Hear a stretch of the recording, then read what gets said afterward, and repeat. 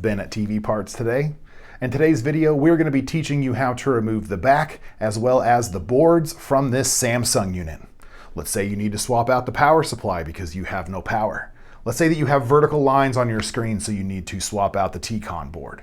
Let's say that your HDMI functionality is not quite up to snuff. We can show you how to swap out that main board.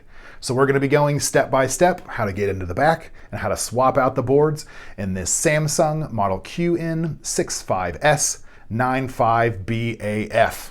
And let's jump right into it. So we have the back of the TV laid out here. On these Samsung units, there are no screws actually keeping the back plate affixed to the chassis, but we will need a small screwdriver, and I will get you guys a nice tight shot of what I'm doing at the very bottom here. But along the bottom, there are two little clips that we're gonna have to push in, and then we're gonna have to do a little bit of leverage work just to get the wire clips that run along the outside here to pop away from this back plate so that we can get it away from the chassis. So we're gonna find the little guide hole. We're going to press in with a screwdriver just enough to let it release. Go to the hole right next to it. We're going to give it just a little bit of upward force. You can hear it kind of popping away there. We're going to come all the way to the other side and do the same thing. Find that little hole. We're going to push that clip in just barely enough. Slide it into the guide hole right next to it. A little bit of upward force. You can kind of hear these starting to pop away. That's what we're looking for. We're going to take our screwdriver down just a little bit, find the next place that the little tabs, the little clips are, press in, and it'll allow us to start pushing this back plate away from the chassis. You should be hearing a couple more pops as this starts to let go,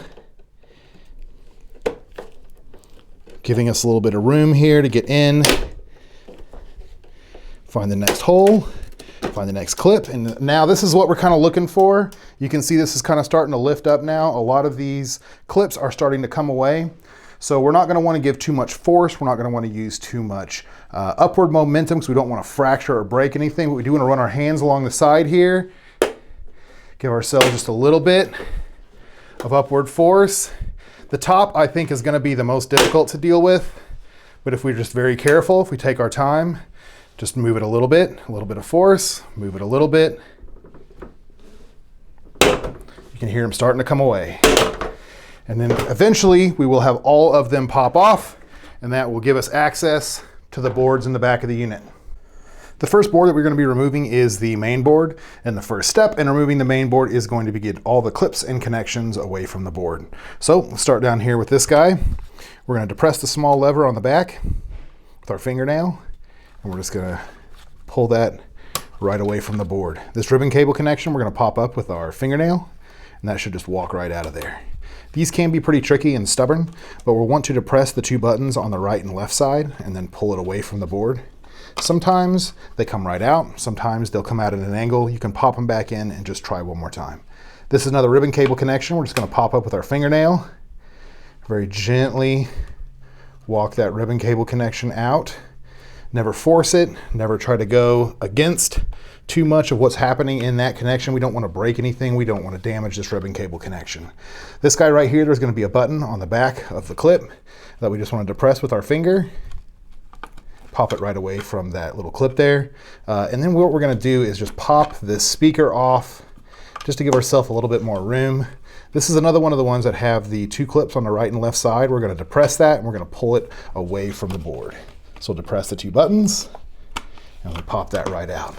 So one more time just to make sure that we got everything. Looks good. So these don't have any screws that are actually affixing the board to the chassis. What we're going to look for is a small little nubbin, which on this main board is right here. We're going to very gently lift up on the main board just enough to get over that little nubbin, and the whole thing slides out. And that's the main board.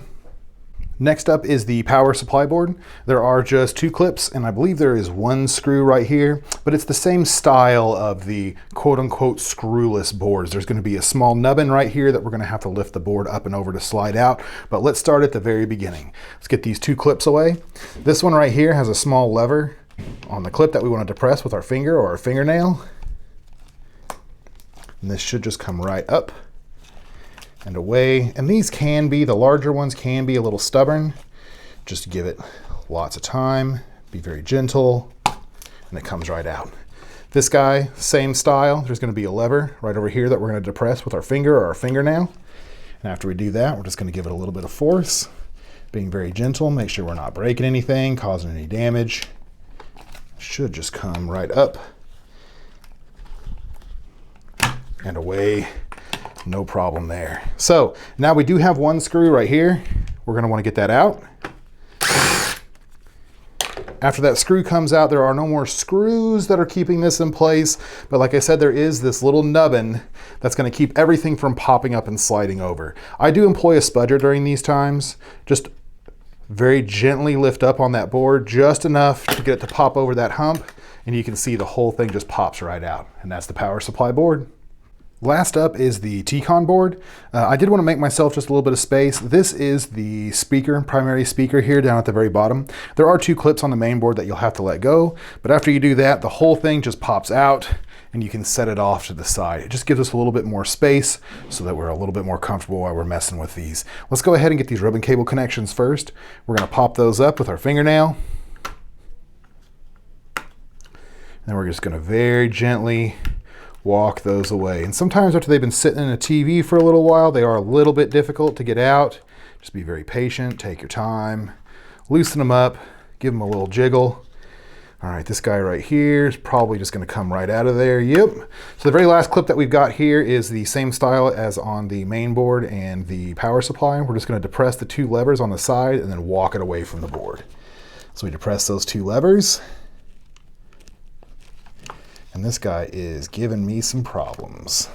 But we're just going to take our time. We're going to be very gentle. And you can kind of see here it came out at an angle. We'll just pop it right back into place just till it clicks. And we'll try one more time.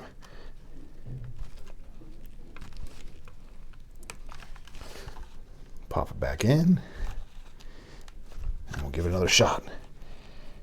Depress those two buttons. Yeah, there it goes, popped right out of there. Okay, so there are no screws that are actually affixing the TCON board to the chassis. We will need a little spudger just because there's not quite enough room to get any upward angle on this board. There's a small nubbin right here that we're gonna have to very gently flex the board up and over. And you can see the whole thing just started sliding out instantly. And that's the TCON board.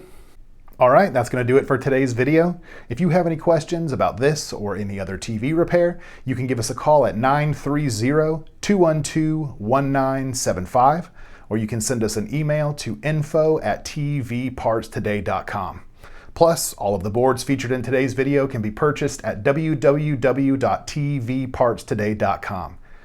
Don't forget, like, comment, subscribe, and we will see you next time.